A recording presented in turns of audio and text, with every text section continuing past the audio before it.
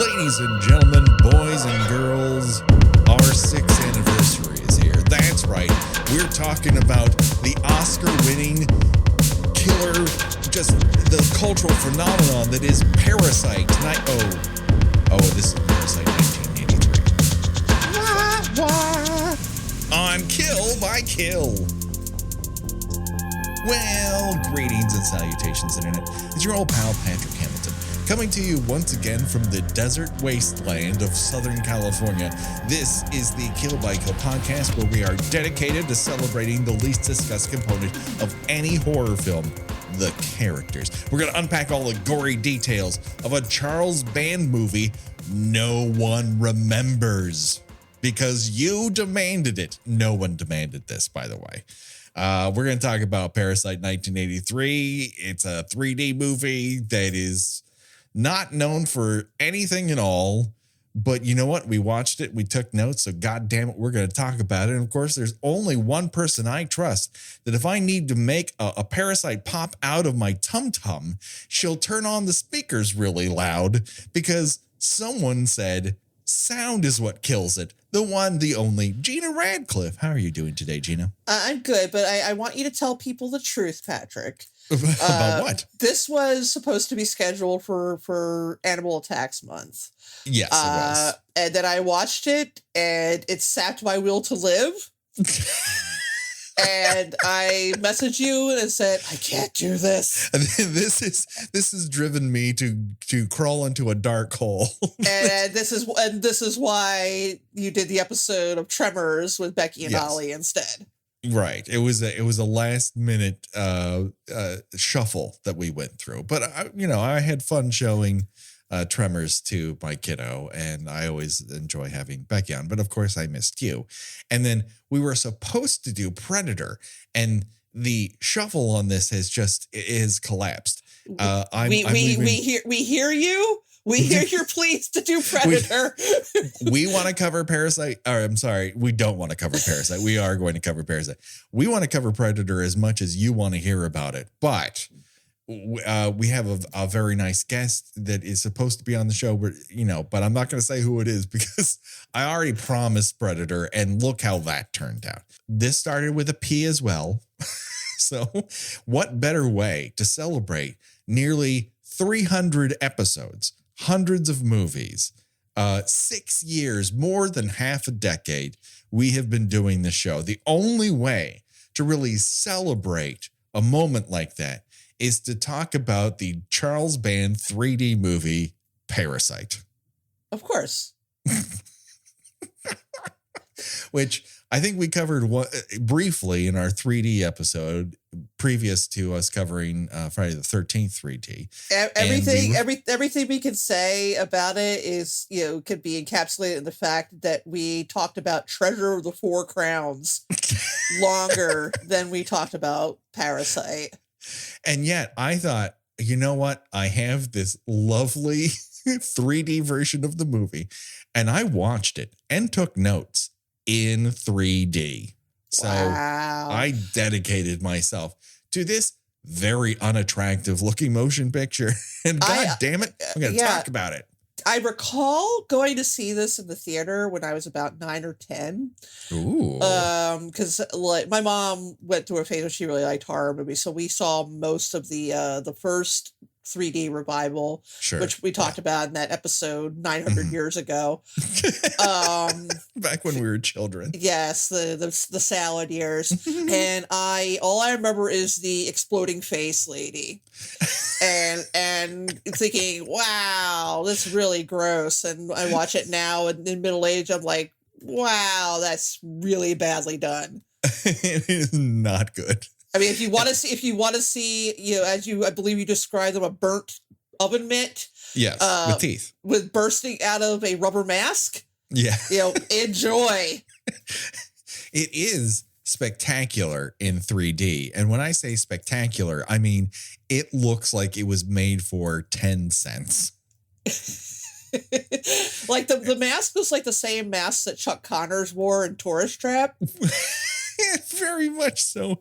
It does not look human at all. And I know that all their juices are supposed to be sucked out of them by the parasite, but This is it's ungood.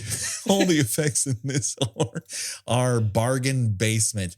And I think when you're talking about movies of this era, we often invoke the charm rule. This was charming. I was charmed by this.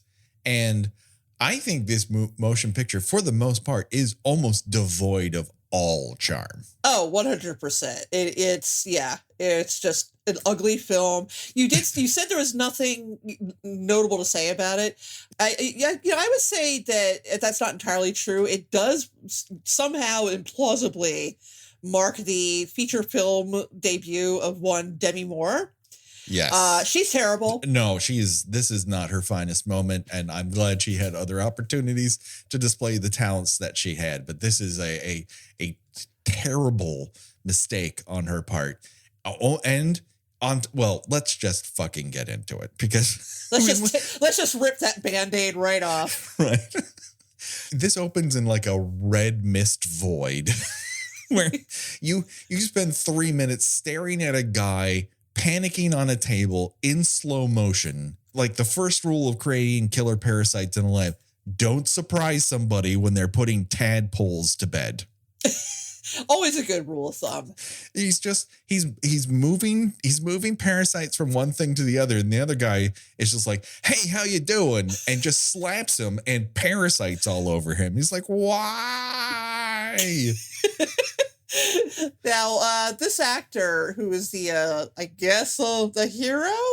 Yeah, I mean, that's in big dick fingers that Paul Dean is a hero, but yes. You may be excited momentarily by thinking, hey, is that the actor that played Winslow Leach in Phantom of the Paradise? No, that's a good actor. It is not that actor. It is a totally different guy.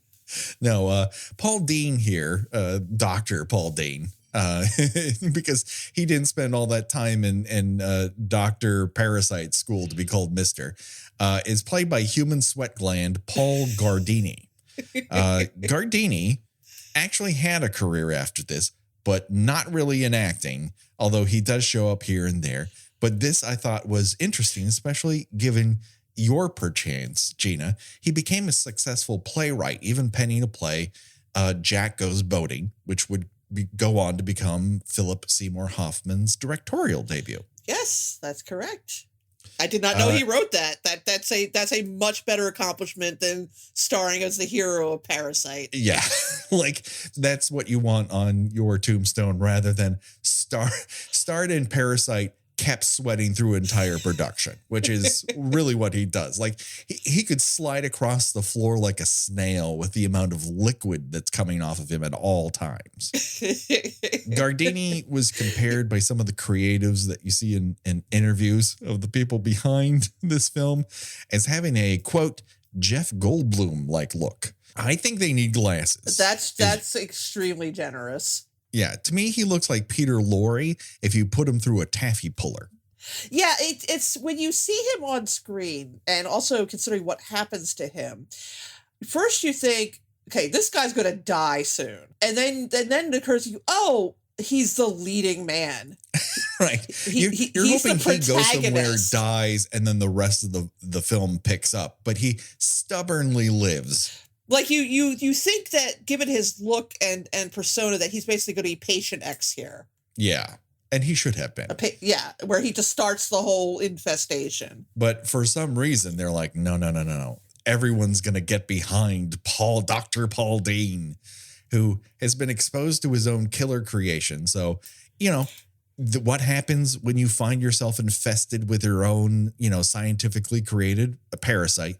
You head off into the wasteland to find a cure, the distant future of 1992.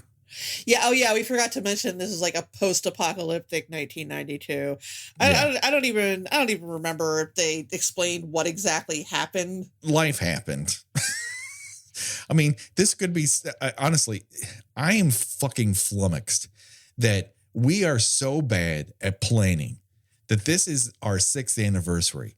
But coinciding with this is this movie's 40th and 30th anniversary, if you want to think about it that way. We live in a post-Parasite 3D era.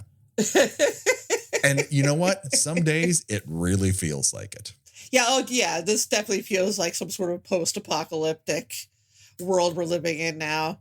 Yeah, and they never explain what happened or why it happened. It's I don't know, like shit happened. Right? It's one of those apocalypses that movies of the 80s really loved, where it only appears that just white people survived. Mm-hmm. Right. And yes, with the exception of one black actor that I don't think they're doing his character any services, but we will get to him. Dr. Paul Dean decides to drive himself in a white panel van into the middle of the desert. And he happens upon a workers' camp where at first he frightens a spider, and we see that spider very close up. And then he wanders about with his laser gun, and he just so happens to interrupt a threesome's elaborate sex games to have a slow motion fight scene where he's consistently outgunned by two guys without a gun, whereas he has one. We do get to see one guy get shoved through a display of graham crackers and jelly beans because, the future. Yeah, well, that the jelly beans are currency in the post-apocalyptic Exactly. world of 1991. If you want to see people like fly through plexiglass in slow motion, just watch the first 5 minutes of this movie. With some really excellent broken glass sound effect. Yeah, right. And it's emotionally inert. We don't really understand what is going on here. But then it turns out this couple, you think it's a rape situation, but really what it is they're, I don't know, this is how they work it up to get it on together, I guess. It is a true example of one's sex games becoming too elaborate. Yeah, very much so. But there's a whole long fight scene where he throws one guy through a window, another guy through a door because, of course, 3D. And then they fight each other by a semi-abandoned pool and a rattlesnake gets involved. Again, a lot of threesomes, whether it's guy, girl, or guy, snake. It's a lot of three people involved. Yes. And eventually one guy gets bitten in the face. And then the girl's like, I'm not thanking you. I'm running away.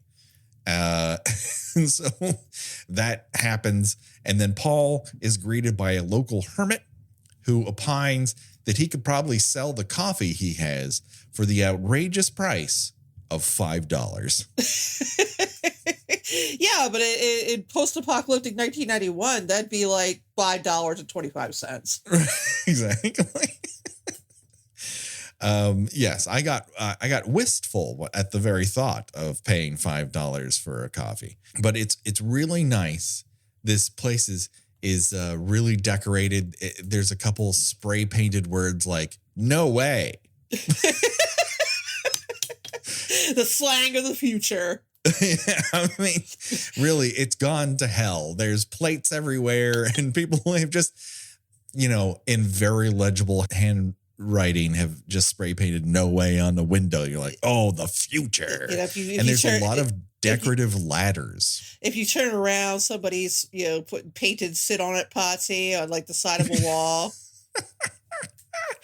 At one point, Paul's gun is destroyed by a stick. That's right. His laser gun is destroyed by a stick. That's how fucking out of it this asshole is. He has one of those dissolving rays, like one from the Martian. And then this one guy he's having, after he's had coffee, this other sex hobo, is trying to beat him now that he doesn't have a gun. And Dr. Dean runs a pipe through him, and then blood comes out of the pipe, and it's coming at you, baby. Yeah, it's a little impotent little kind of dribble. Little drip. Yeah, I watched it in 3D. It all looks cool until the blood starts coming out, and once something goes below the frame, you lose the illusion of 3D. What would you say is the better looking 3D movie? Jaws 3D or Parasite 3D. You didn't watch either in 3D. But right, yeah. I think in general, Jaws 3D. I mean, now, there are a couple scenes in Jaws 3D that look absolutely terrible. Like whenever the second unit director is in charge, all of a sudden the screen clears up. Yes. Like the scene with the submarine that looks absolutely terrible. But right. There are a couple decent shots. And I love the shitty charm of the exploding shark at the end and like the jaw and the spine like flying out the screen and just kind of freezes for a second. Yeah. I do like that. There's no you shittily charming moment in this. I know. Just in case you were wondering, Patrick, are we sure that this is the distant future of 1992? Well, you can tell because gas pumps have plexiglass pyramids on top of them. What do the pyramids do? We don't know. Nothing. Shit all. There's no point to plexiglass pyramids being on top of these gas pumps. And so it's a scene that happens.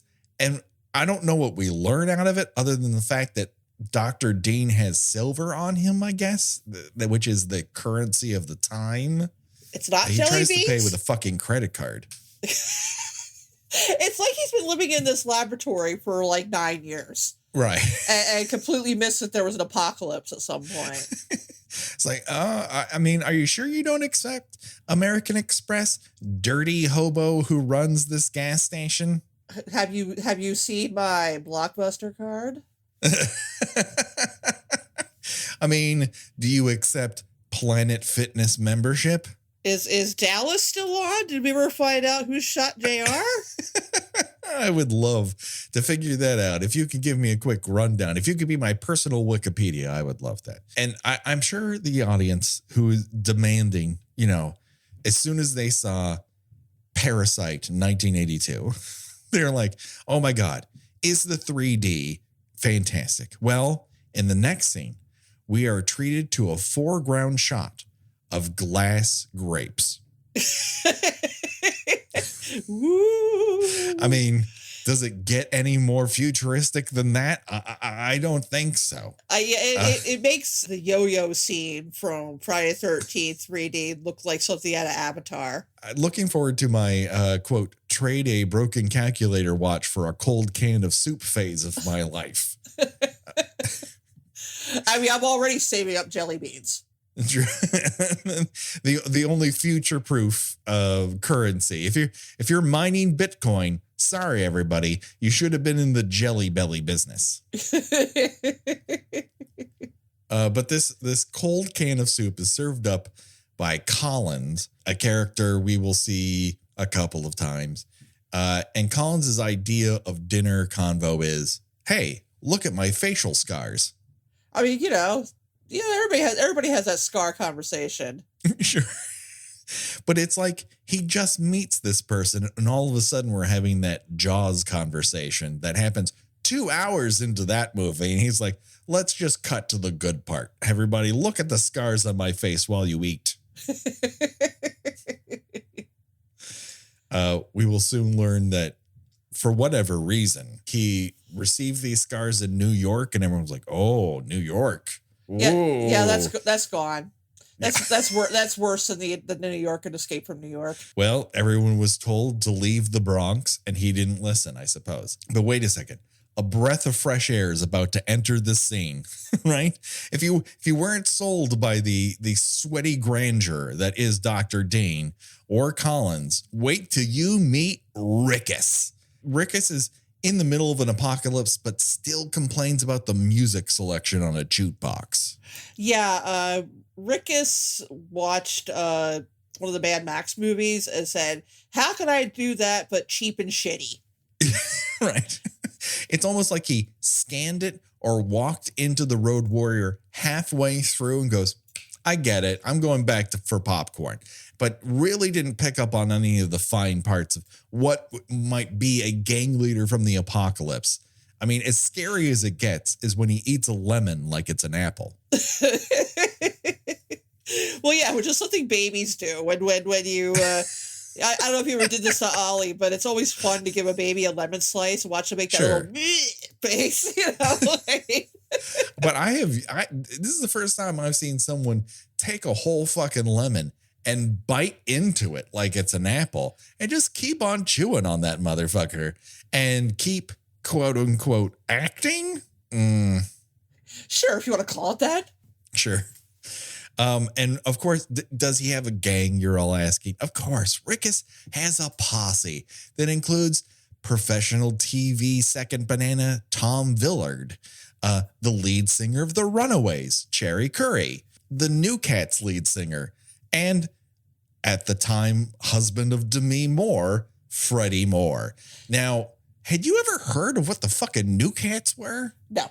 I was led to believe when I looked up New Cats and said they were a new wave band that had a big hit.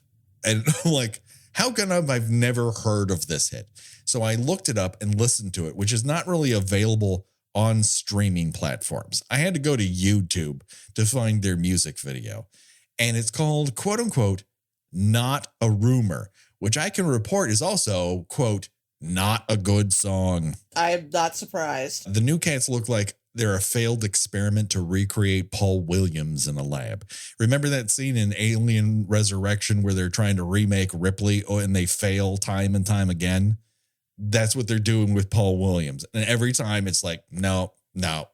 Too big, too short, too wide, too weird. I do like the names because I do think it's funny that they all have like sort of futuristic nicknames, even though this is only 9 years in the future. Yeah. So you've got Rickus, Shell, Bo, Am, Zeke, Arn, and Dana. Dana, you know. Zeke. Crazy shit. And I mean, Dana. Let your imagination run wild. They've got a Zeke and a Dana in the crew. Yeah, I folks who aren't Patreon members, and why aren't you? Yeah, you absolutely should we be. We just did the movie, which I will say is probably a little more obscure than this. Just a skosh. Alley Cat, in which the gang of thugs is led by a guy named Phil. So Phil would fit right in with this group. Phil would be running this crew in probably 5 seconds. Like everyone would go to beta if Phil walked into the fucking room. And as bad as Phil was at running a gang, he is fucking a Corleone next to Rickus. And even weirder as they kind of like come in here and push Collins around and start like, hey, Dr. Dean, what are you doing in town? What do you got? But fucking Dr. Dean has brought a thermos of Parasite into the diner. Now, okay, admittedly, I watched this a while ago. Yeah. It's kind of already faded from memory.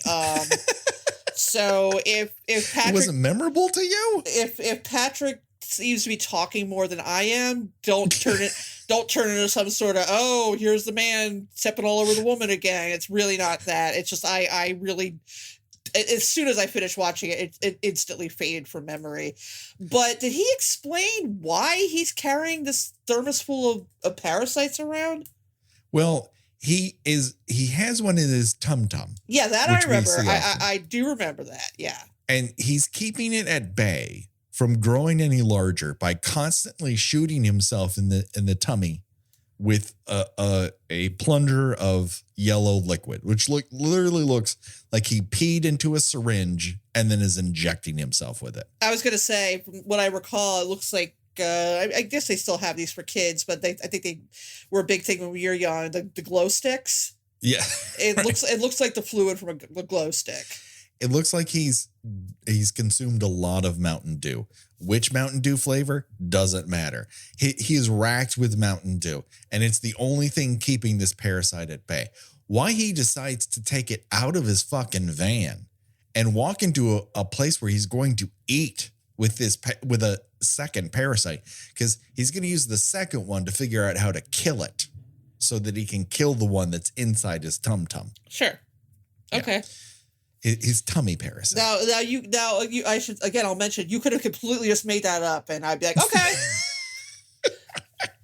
And then the parasite rips out of his body and it does a drum solo to Van Halen's Top of the World.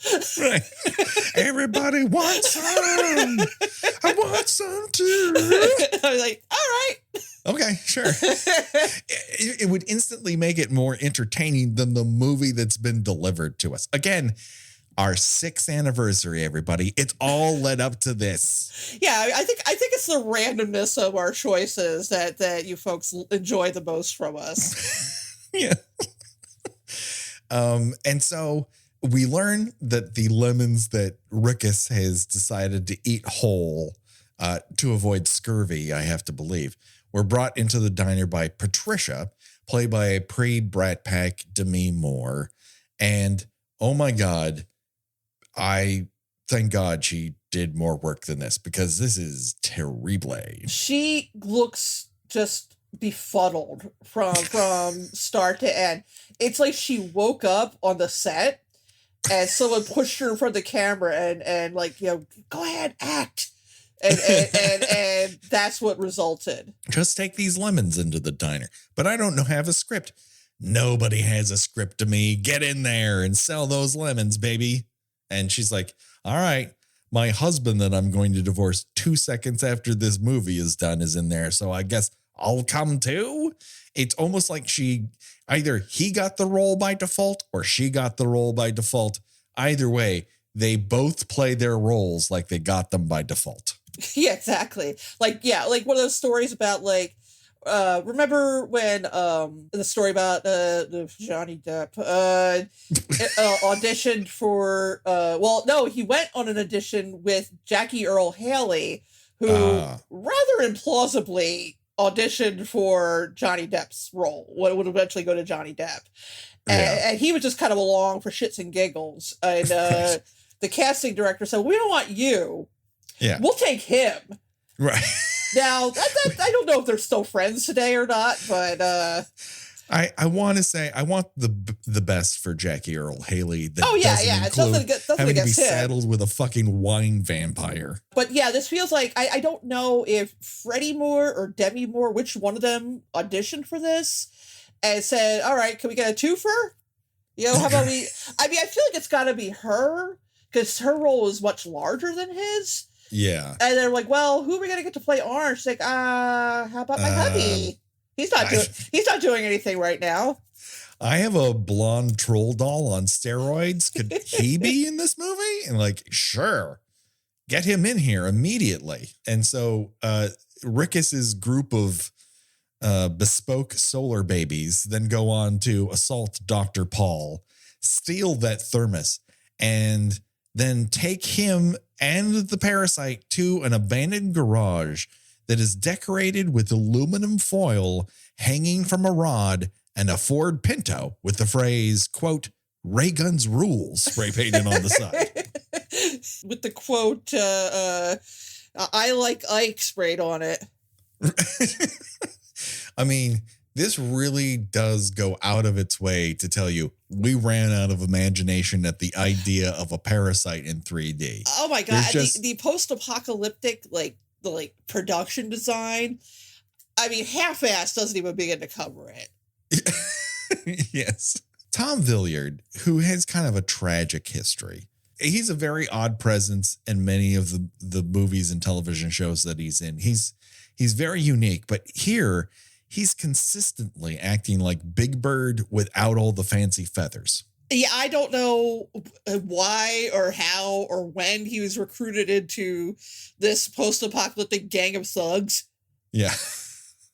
I think because of what his actions are next, which is he's got the guts to reach right into that thermos and come up with a spring-loaded snot glob that starts to burn through his shoulder.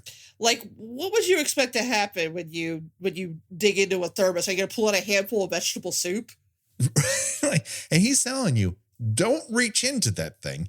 That is a very bad idea.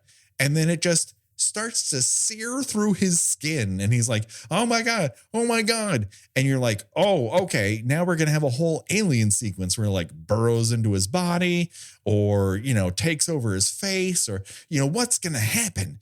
And, Parasite 3D is like, hold on to buckle up, everybody. Fade to black. The ultimate in 3D horror. I wish we were watching Fade to Black again. Oh boy. If you're wondering, yes, Demi Moore's bangs do pop out in 3D. You can see the separation between her hairline and the plane of that extra dimension. Yeah, we forgot to mention that she is surviving in a post-apocalyptic universe by growing lemon trees. Yes. And harvesting the lemons and selling them to a guy who has spare cans of cold beans. And somehow she's able to survive. I mean, I guess, after the nuclear holocaust, the only things left to eat and drink were beans and lemonade. Which is no one has a single glass of water in this whole fucking movie. I don't know how they live. Which is good because I like lemonade, so I'll be all right. So Tom Villiard, I think I primarily knew him from TV and then as Clay Stork from One Crazy Summer. Yeah, there's that. He's the villain in Popcorn.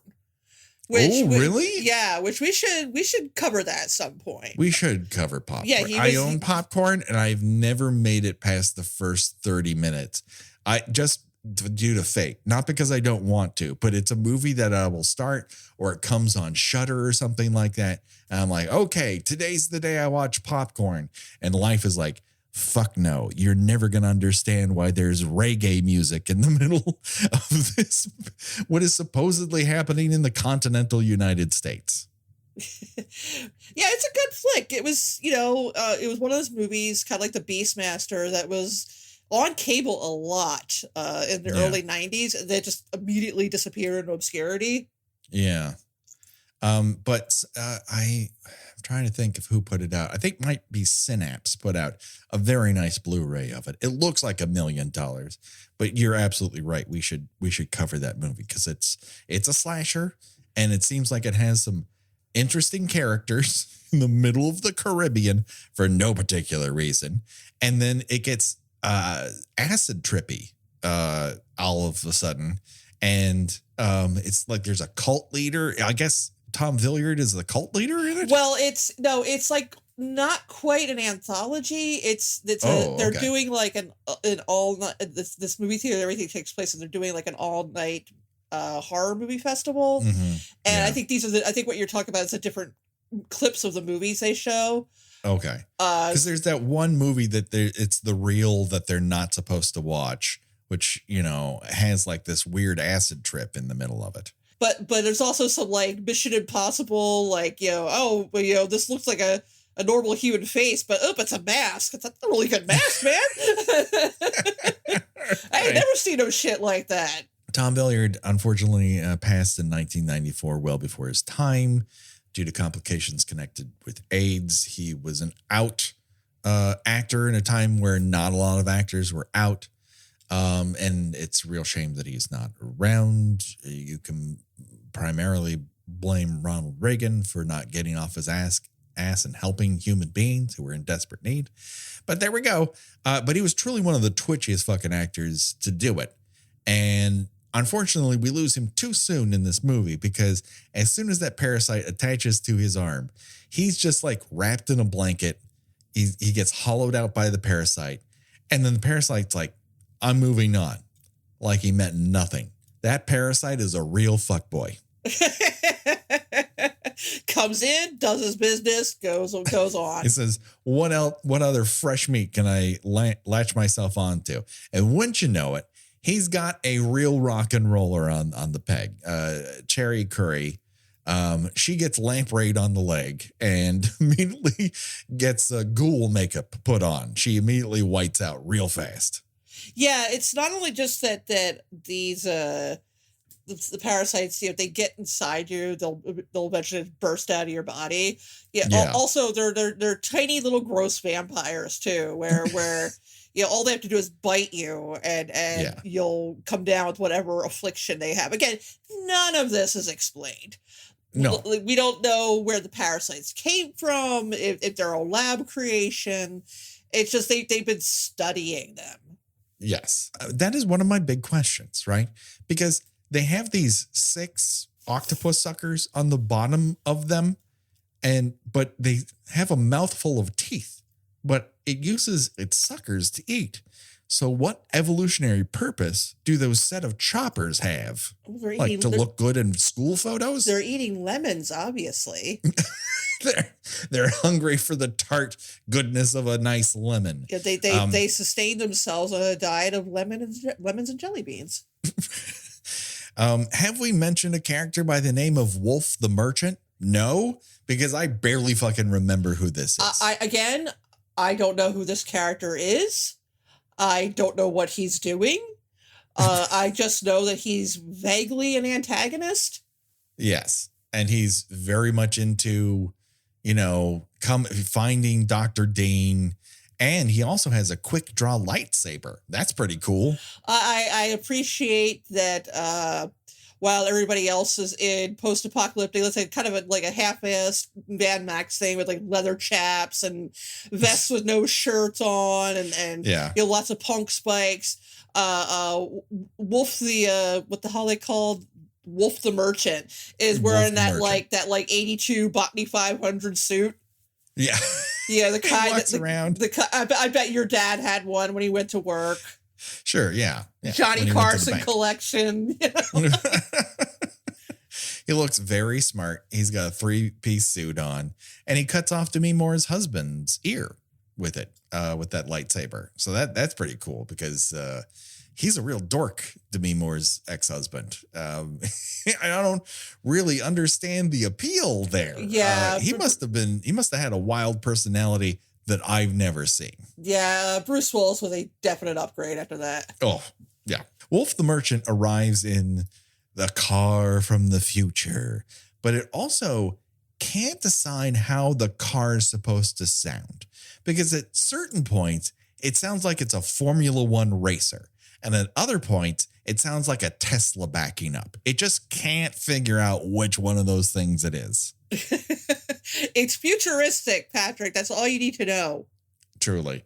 And Wolf is seeking Dr. Dean to get that parasite back because I guess they created it in the corporate lab and they want it back for fucking reasons. Because I don't know how this corporation makes money in a future where no one has any fucking money or food. Have we mentioned the old lady yet who seems to have come out of a Tennessee Williams play?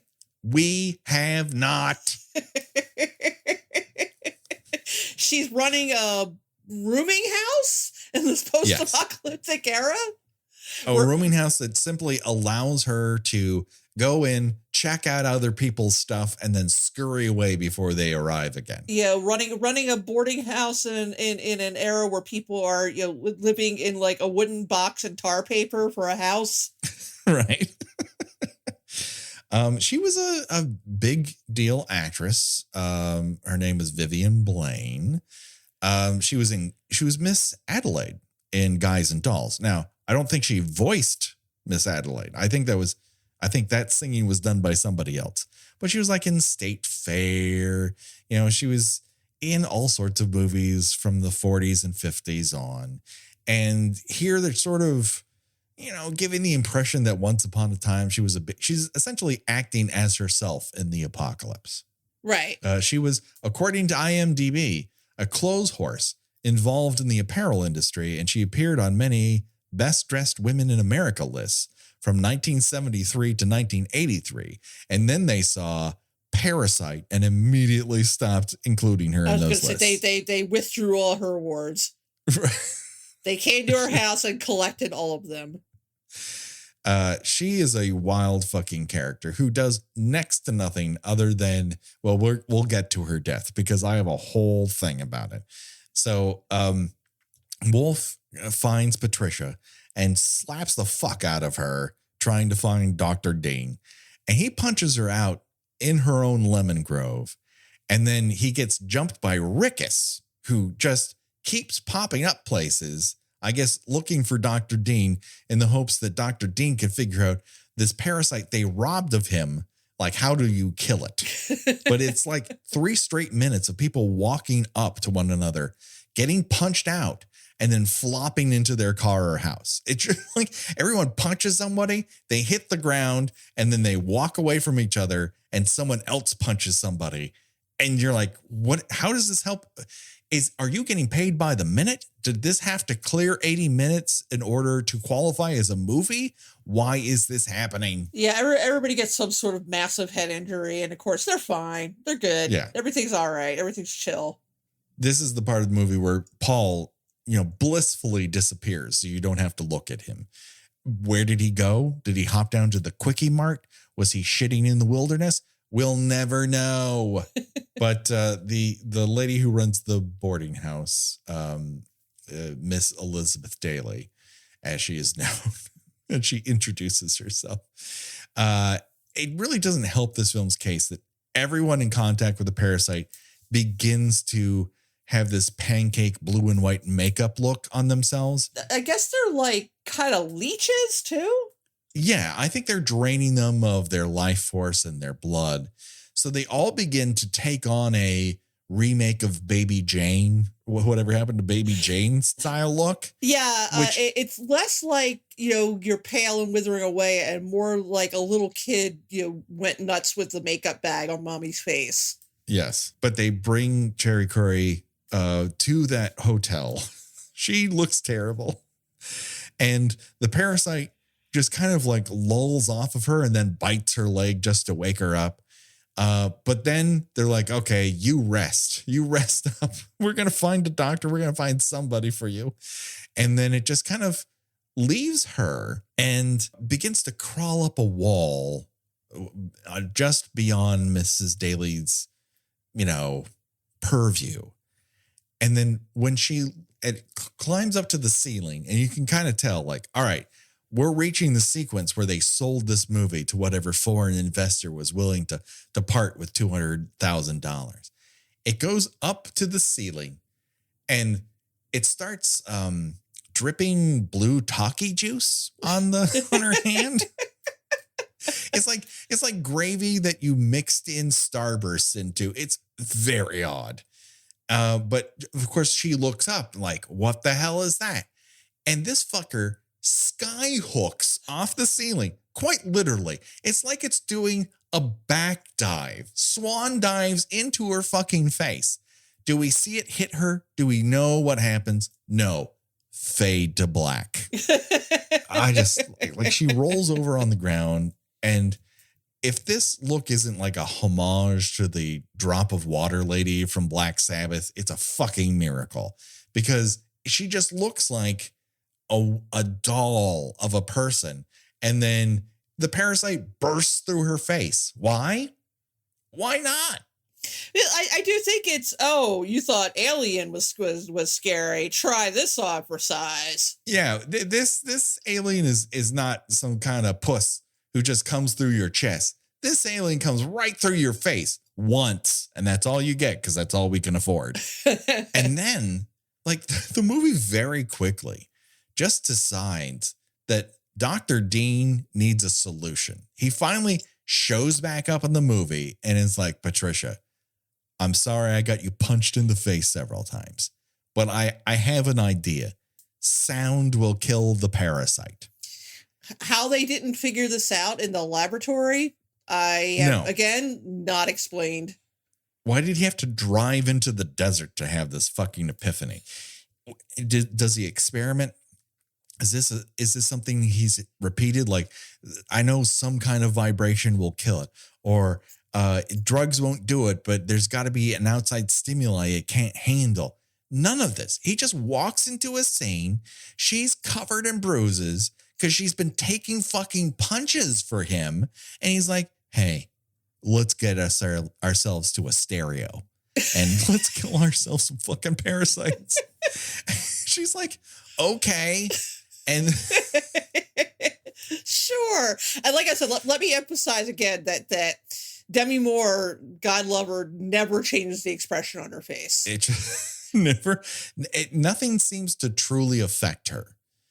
Whether it's growing lemons, getting punched in the face, withstanding the sonic assault of this sound that's supposed to kill the parasite. She's just kind of like, hey, I've got a kicky haircut. Does this work? And I don't fucking blame her, because she was probably paid $5 in lunch, and lunch was not good. Lunch was the Fire Festival bologna and cheese sandwich. Have I mentioned that Paul has an extended fight with Wolf, the merchant, that barely contains any violence? They're basically playing hide and seek in a house, and you're like, what the fuck is going on? Yeah, they're very proud of their fight scenes in this. This movie is about 55% fight scenes. Yes. And none of them are good. The other 45% is sweaty people. It should be noted that Paul is doing all of this what I can only describe as Tobias Funke blew himself makeup. I mean, it is dire, the look that he has throughout this. And he's our fucking hero. And he looks terrible. And then they put makeup on him.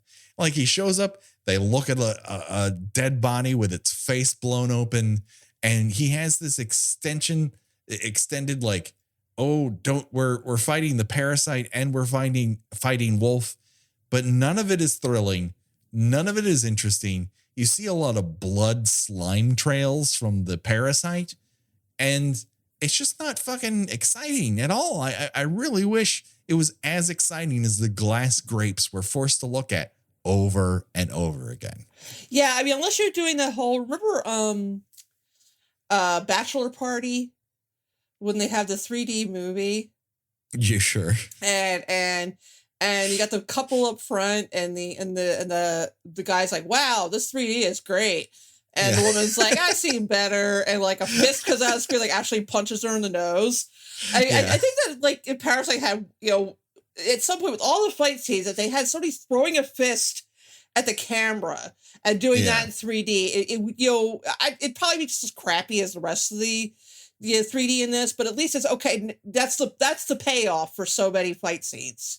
Yeah, it doesn't really have the epic send-off of something like an Alien when you defeat a parasite by wrapping him in a blanket.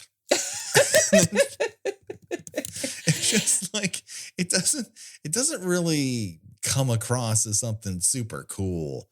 Also, Rickus gets killed in a basement. He just like gets lasered in the tum-tum and he falls asleep. And you're like, why did this? And they keep trying to give Rickus a backstory, like he was this genetic slave in Los Angeles, and they almost worked him to death, and then he escaped, and he has this weird reverence for Wolf, and I don't know, man. It doesn't really do much. Yeah, I think that Rickus, when they wrote the script, he was always supposed to be like a secondary antagonist. Yeah, and then they decided, no, halfway through the movie, let's suddenly make him into a secondary hero. And he does nothing heroic.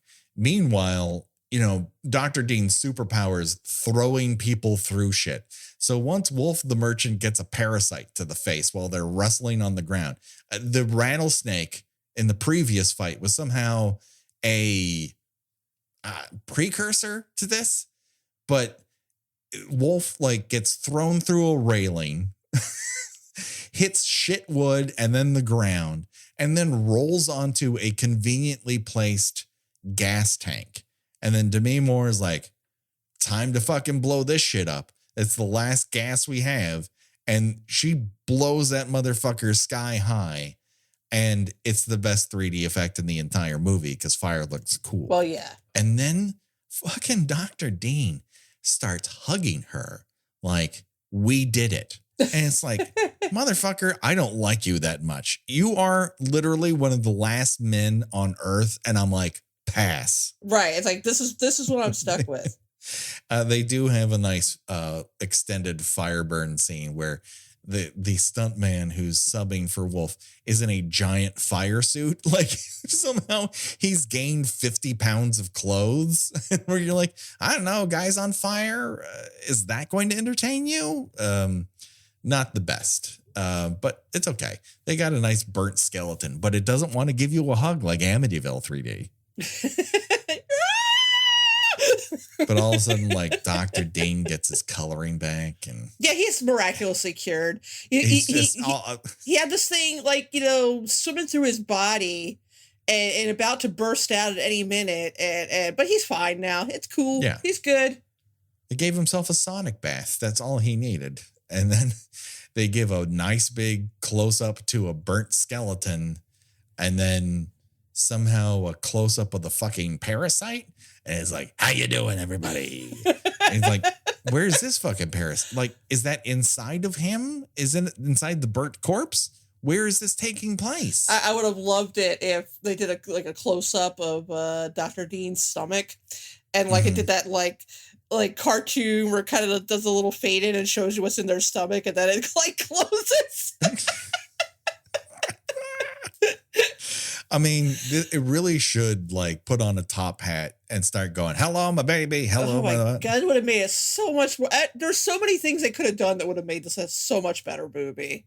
Yes. Why this has not been covered by Mystery Science Theater 3000, I do not know. It's the only thing that would make it vaguely entertaining. If you're asking me, should I watch Parasite? No. The answer is no. I think the biggest problem, besides its rock bottom production values, is it takes itself very seriously. Yes. I think that the people behind it, and it's a Charles Band movie, right? Which, far be it from Charles Band to take himself seriously, but I really do think that they thought they were making a Mad Max style movie. They thought they had really latched on to something. It's bad. Variety, in their review, called the film a, quote, lethargic mess between its terror scenes, making it a test of patience for all but the most fanatical horror cheapies. And I think that's being nice. Yeah, I mean, I love a good horror cheapie. Yeah, it's not exciting. I wanted it to be this fun discovery. And if you like, it's Stan Winston's worst work. Yeah, Stan fucking everyone's Winston. Worst work. Yeah, I mean, if you love, scene after scene after scene of men badly throwing punches at each other with, poorly timed your psh, psh, psh noises. Yeah. This is a movie for you. You're gonna love this. It's a feast. Yeah, if you're a Demi Moore completist, this is it's gonna be a trial by fire. If you made a deal where you get $1 million if you watch every Demi Moore movie, you're gonna be fine right up until the point you see Parasite. It's gonna be the one movie that's really going to try your patience. She referred to it on a talk show a couple years ago as the worst movie I've ever been in. I'm shocked she was comfortable even talking about it. It's just what would you talk about? I can't believe, because listen, I think this is a fun show. I really enjoy talking to you about horror movies. We have a great time. Occasionally we find one of these grossos that's a really great time. Like Alley Cat is a fucking fun movie to watch. As rapey as it can be, it is a fun movie to watch her karate random assholes. And stomp on their crotches. Just hold them by the ankles while they're on the ground and drive her heel right into their balls. And I stood up from the couch I was watching it on and clapped. That's how much fun I was having watching Alley Cat. Alley Cat is the Oscar-winning Parasite next to this film. I can't believe this is what we landed on for our 6th anniversary. Let me emphasize again. It was an accident. This was not our intention, but also it feels right. It kind of feels right, Gina. I do want to point out to people that this was the first movie, and a lot of it had to do again with circumstances and last minute scheduling changes, where we both watched the movie and then decided afterwards, it's like, yeah, we're not going to do an episode on this. And then when we reached a crisis point where I would be leaving for over a week, we were like, we're going to need a movie here. And we'd already dropped a Patreon episode because we also didn't Parasite. have an episode a couple weeks ago. We're like, fuck, I guess we're talking about Parasite. Just the that emoji with like just the straight line for a mouth. That's like just us discussing having to do Parasite. If I could rate Parasite on Letterboxd with just an emoji, that would probably be it. It's not quite worthy of the red face with the interrobangs across his mouth, Right. but it didn't make me angry. Like we've seen some movies that just made me mad. This didn't make me angry. This was just exhaustively boring. Yeah, I was really hoping that I was going to find something in it that sparked my imagination, or I was going to find a really great, as close to a fun performance as it gets. It's Tom Villiard, but he's barely in it, and he's barely asked to do anything. It just kind of exists. Yeah, he just brings his goofy energy to it, which again, if you're gonna have a group of actors playing post-apocalyptic thugs, he wouldn't be one of them. So this is somewhat creative casting, and again, I'm being very generous. Creative with a lot of asterisks attached to it. The footnotes under or around creative would be exhaustive. But we can't talk about a movie unless we choose your own death venture. And that is where we decide, of the deaths portrayed in Parasite 3D, if we were forced to die in one of these gruesome, boring ways, which one would it be and why? Up for debate. We have tossed about a room to death, a 3D pipe to the gut, and you kind of bleed out in a less than thrilling rejoinder. You also get a snake bite to the face. De-handed after you found all that coffee. That kind of sucks. A parasite to the chesticle. Get sucked dry at a no-tell motel. Parasite out your face. Laser to the belly. Parasite to the face. Tossed off a second-story staircase into a gas tank, which you then conveniently put your body on top of, and then you're exploded to death. So, Gina, as always, you go first. Well, I have had kidney stones, so I think I can. Sure. I think I can imagine what having a parasite in your belly would feel like, and I don't want that. So Sure. I think I'm going to take the pretty simple laser to the gut. Yeah, I don't like heights, but I do like explosions. And as much as I don't like the parasite to the face or getting tossed off a second story, loosely boarded staircase, the explosion and the fire death are pretty fucking awesome. So as much as I don't like any of those elements, I in terms of like, what are you going to put on my post-apocalyptic 1992 gravestone with a pyramid on top of it? I'm going with that one because gravestones need pyramids. Of course. I guess they're solar powered. Possibly. But why isn't anything else solar powered?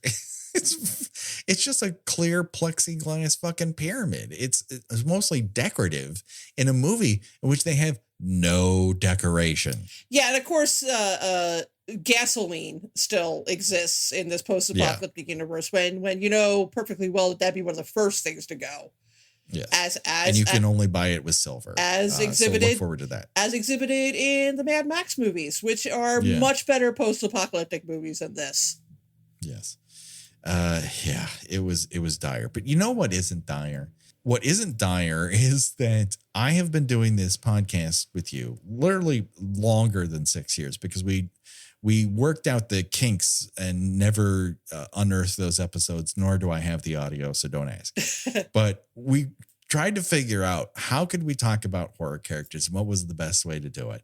And I could not ask for a better partner in this endeavor than you. So I would thank you for all your hard work and the many movies that I've made you watch for little gain, quite like Parasite 3D. Well, technically, also watching Parasite was in fact, I think I was the first one to suggest Parasite. So I must take the lion's share of the blame for that. No, but it's a lot more fun to discuss than watch. Yes. Let's put it that way. This has been a wonderful ride. I look forward to hopefully another 6 years of this, if we're not all dead by then.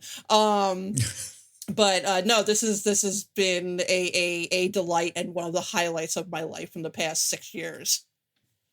Yes, I can't thank you enough for being a part of this. And thank you to all of our listeners, new and old. If you've been around since the beginning or you just found us the other day, we're thankful for all of you and keeping us, in the charts. And for a tiny podcast with no network, we have no horror site is sponsoring us.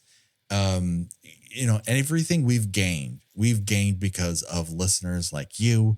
So from the bottom of my heart, thank you for listening to this very weird, dumb show. And yes, thank you. Thank you for tuning in to us every week and listening to our bullshit. And thank you to Josh Hollis, who has been doing our artwork for all 6 years and doing a great job of it. And thanks, of course, to Revenge Body. Go to bandcamp.com/Revenge Body to get our main theme and all of the remixes. It's great stuff and you should own it and you should pay him because it's good stuff.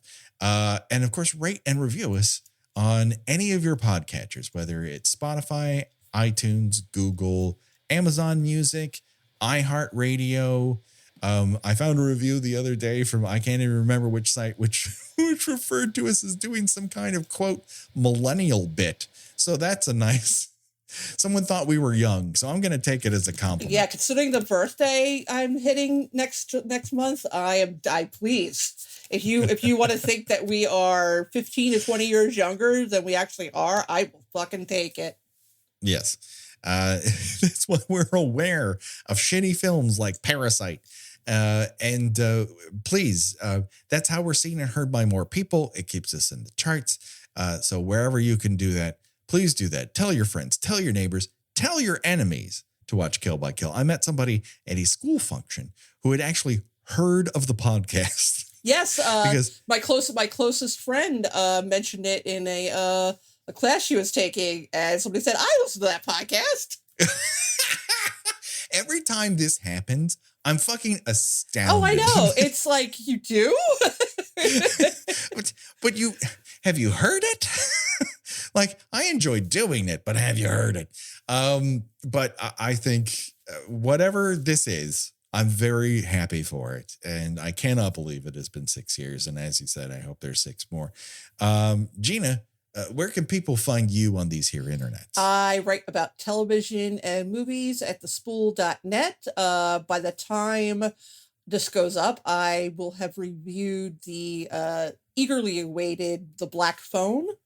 Oh, yeah. So I am pretty looking forward to that. I think it looks cool. I hope I am not let down where they show all the best bits in the trailer. And I am on Twitter and Instagram under Gina Does Things. Do it today, people. Check it out. You know where our socials are on Twitter. Look for us on Patreon. We have some fun stuff. We're watching all the Halloween movies that we refuse to talk about in our regular show format. We're just watching them and talking about them. And we're covering the Rob Zombie Halloweens right now. At the end of this month, we will have the first one. And it was an interesting watch. Little bleak. We had a good conversation. Little bleak. Yeah, it's not my preferred Halloween, but also we wanted to judge it based on the merits of what it actually is. And I would at least say it's more interesting by leaps and bounds than Parasite 3D. And of course, Alley Cat. Like that is a fun fucking movie and it is a fun fucking conversation. Patreon is where it's at, and I know times can be tough, but all it takes is $5, and you can keep this podcast free for everyone to listen to, and we appreciate everyone who is able to do that. But don't worry, folks. Okay, the body count will continue for 6 years more, we think. For myself and for Gina. Bye-bye, everybody. Bye.